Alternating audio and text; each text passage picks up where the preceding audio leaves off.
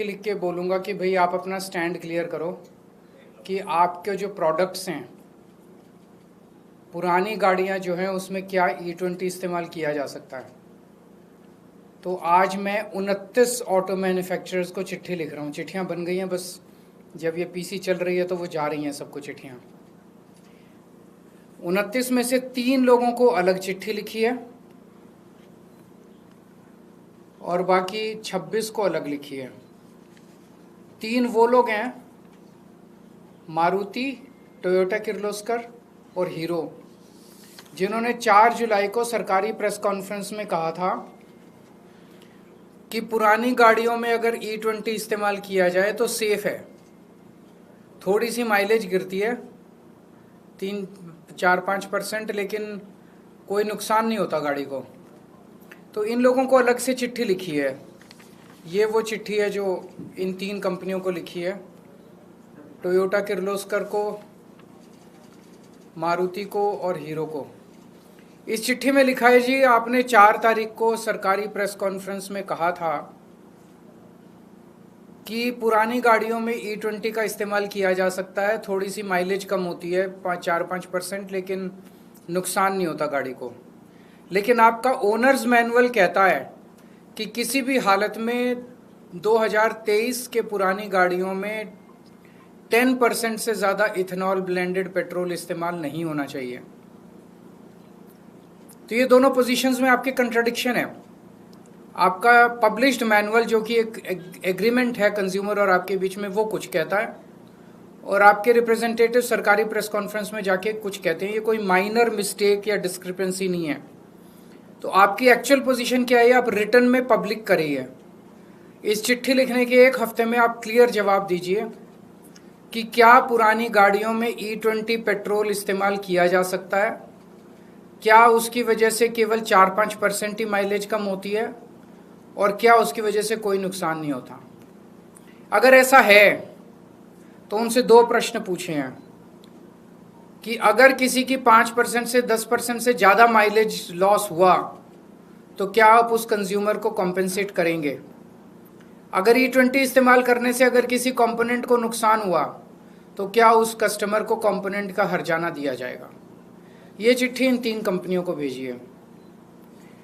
इसके अलावा 26 कंपनियों को जनरल चिट्ठी गई है, जिसमें हमने लिखा है, जी आपके प्रोडक्ट को इस्तेमाल कई लोग करते हैं, आपकी गाड़ी को, 2 व्हीलर को।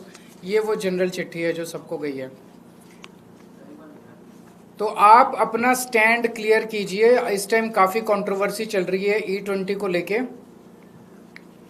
आप अपना स्टैंड क्लियर कीजिए कि आपका प्रोडक्ट जो मार्केट में है, क्या वो प्रोडक्ट E20, पुरानी गाड़ियाँ 2023 के पहले की गाड़ियाँ, क्या वो E20 इस्तेमाल कर सकता है। क्या उसकी वजह से माइलेज कम होगी, कम होगी तो कितनी होगी, और क्या उसकी वजह से कोई नुकसान होगा। अगर आप कहते हो कि E20 सेफ है, तो क्या माइलेज कमी का नुकसान को आप भरपाई करोगे और क्या कंपोनेंट के नुकसान की आप भरपाई करोगे। ये चिट्ठियाँ हमने सबको लिखी है। मैं उम्मीद करता हूँ कि सारी कंपनियाँ, बिकॉज़ ये बहुत क्रिटिकल मामला है सभी कंज्यूमर्स के लिए, सारी कंपनियाँ इसका जवाब देगी। हमने उम्मीद की है कि 1 हफ्ते के अंदर वो सब लोग इसका जवाब देंगे, क्योंकि सबके ओनर मैनुअल कुछ कहते हैं और पब्लिकली कुछ कंपनियों ने वो कहा है। प्लस कल मैं कुछ पेट्रोल पंप्स पे जाऊंगा, कुछ सर्विस सेंटर्स पे जाऊंगा और कुछ मिस्त्रियों के यहाँ जाऊंगा लोगों से बात करने के लिए। लोग क्या कहते हैं। सरकार तो अड़ी हुई है, जिद पे अड़ी हुई है कि हम E20 थोपेंगे सबके ऊपर। जनता क्या कहती है। सरकार कहती है सेफ है, कुछ नहीं होता, थोड़ी बहुत माइलेज कम होती है, इसकी वजह से कोई नुकसान नहीं हो रहा। जनता क्या कह रही है, जनता का क्या एक्सपीरियंस है। बीच में ये जनता को एंटी नेशनल कहना शुरू कर देते हैं, कोई लॉबिंग कहना चालू कर देते हैं। अब तो ये देख रहे हैं कि इनके ही अपने बड़े बड़े ब्लॉगर, बीजेपी वालों के ही बड़े बड़े इन्फ्लुएंसर, वो ही इनको गालियां दे रहे हैं सोशल मीडिया के ऊपर। तो इस तरह से 140 करोड़ जनता को एंटी नेशनल बोलना, टेररिस्ट बोलना, आतंकवादी बोलना, ये सही नहीं है। जब जनता अक्रॉस पार्टी लाइंस, अक्रॉस वो दुखी है, तो एक जिम्मेदार सरकार की जिम्मेदारी है कि वो जनता की आवाज़ को सुने। क्योंकि इनका ये decision this is against science, this is against logic, this is against engineering. तो जाहिर तौर पे ये पब्लिक इंटरेस्ट में तो नहीं है, ये किसके इंटरेस्ट में है ये अभी समझ नहीं आ रहा हम लोगों को। अगर आपके कोई प्रश्न है तो बता दीजिए।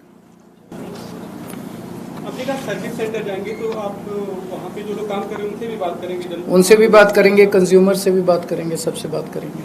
सर, हरदीप पुरी जी ने कल फिर कहा है कि ये अभी भी टेस्ट मॉड्यूल चल रहा है और रिजल्ट्स के बेसिस पे आगे का कदम उठाया जाएगा, और E15 फ्यूल जो है बीते 3 सालों से यूज में रहा है कंट्री में, तो इट इज नॉट दैट अचानक से इम्पोज किया गया है लोगों के ऊपर। एक दिन सुप्रीम कोर्ट में वो कहते हैं कि ये टेस्ट चल रहा है, ट्रायल चल रहा है, और ट्रायल कंप्लीट होने के बाद हम एक्चुअल निर्णय लेंगे। फिर अगले दिन मीडिया में कहते हैं नहीं नहीं सुप्रीम कोर्ट में हमने ऐसा नहीं कहा था, वो आप लोग गलत इंटरप्रेट कर रहे हो। कहा इन्होंने किया था कि नहीं किया था? अब आप कह रहे हो कि कल हरदीप पुरी जी ने ऐसे बोला कि ये तो ट्रायल चल रहा है, तो क्लियर बता देना। एक दिन कुछ बोलते हैं, एक दिन ये सरकार चला रहे हैं, क्या चला रहे हैं? जब वो इस तरह की बातें करती है सरकार, तो लोगों की सरकार पर से विश्वसनीयता कम हो जाती है। एक ज़माना ऐसा था जब सरकार कुछ बोल देती थी तो लोग सोचते थे ये सरकार ने बोला, ये सही है। आज ये हो गया कि सरकार कुछ बोलती है तो लोग सोचते हैं कि झूठ ही बोल रहे होंगे, सरकार बोल रही है। हर चीज़ में झूठ, हर चीज़ में झूठ। सर, राम मंदिर मामले पे कल चंपत राय ने पहली बार चिट्ठी लिखकर अपना बयान जारी किया। उन्होंने कहा कि जब तक SIT की रिपोर्ट नहीं आती है मैं कुछ नहीं बोलूंगा, उसके बाद अपने पक्ष रखूंगा। लेकिन अनिल मिश्रा पर उन्होंने आरोप लगाया कि उनके हस्ताक्षर देते ट्रेजरर की तरफ से। देखिए, सारा मामला अनिल मिश्रा, टिन्नू यादव, फलाना ढिमका, इसी के अंदर घूम रहा है। असली चोर तो बड़े बड़े हैं, वो तो कहीं और ही बैठे हैं। SIT जो है वो एक दिखावा है। SIT केवल और केवल लोगों को बेवकूफ़ बनाने के लिए है। बड़े बड़े चोरों को बचा लिया गया है। मतलब एक उनकी प्रेस कॉन्फ्रेंस के बाद ये दिखा दिया कि बस सब कुछ अब ठीक हो गया, चंदा चोरी जो है वो बंद हो गया। लेकिन सारे देश में किसी से पूछ लो, सबको दिख रहा है कि मामले को रफा दफा किया जा रहा है। पूरा जोर लगा के बड़े बड़े जो जिन्होंने चोरी की उसमें जो बड़े बड़े नाम है उनको बचाया जा रहा है, और पूरे मामले को रफा दफा करने की कोशिश की जा रही है। सर, सिविक सेंटर में जो इतनी सारी बेसमेंट में कार्स जो मिली है उसको लेके क्या कहना चाहेंगे सर आप?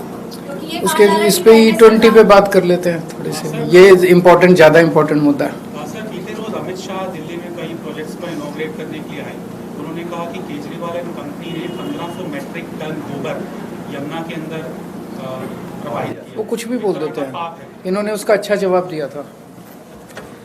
देखिए, ये बड़ी दुर्भाग्य की बात है कि देश के होम मिनिस्टर जो महीने में एक बार दिल्ली की मुख्यमंत्री और जल मंत्री के साथ मीटिंग करते हैं यमुना को लेके, उन्होंने कल कहा कि दिल्ली में उन्होंने एक साल में 129 सीवर ट्रीटमेंट प्लांट बना दिए। अभी कौन से ग्रह पे बनाए हैं हमें तो नहीं मालूम। दिल्ली में जब बीजेपी की सरकार बनी तो 37 STP थे, आज भी 37 ही हैं। एक STP नहीं जोड़ा और अमित शाह जी ने कह दिया 129 नए बनाए हैं। गोबर गैस की बात है, गोबर की प्रोसेसिंग, उसका निपटारा MCD का काम है, सब लोग जानते हैं। 17 साल से MCD में भारतीय जनता पार्टी थी, अभी भी भारतीय जनता पार्टी है। तो मुझे लगता है कि सरकार और मुख्यमंत्री जी की तरफ से ब्रीफिंग जो है वो नहीं दी जाती अमित शाह जी को। ठीक है, थैंक यू।